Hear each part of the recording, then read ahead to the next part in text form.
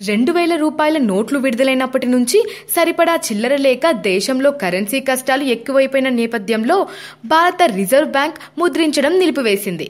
చిల్లర కష్టాలు తీర్చడానికి మైసూర్లోని ప్రింటింగ్ ప్రెస్లో రూ. 200 నోట్లను ముద్రిస్తోంది.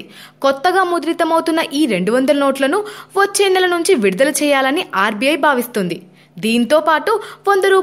50, రూ. 20, రూ. 10 నోట్లను కూడా పెద్ద మొత్తంలో ప్రింట్ చేయాలని ఆర్బీఐ నిర్ణయించింది. తద్వారా ప్రస్తుతం నెలకొన్న చిల్లర కష్టాలను అధిగమించవచ్చని భావిస్తుంది. అయితే ప్రస్తుతం మార్కెట్లో చెలామణి అవుతున్న రూ. 2000 నోట్లు కూడా చెల్లుబాటు అవుతాయి. అయితే రూ. 500, రూ. 200, రూ.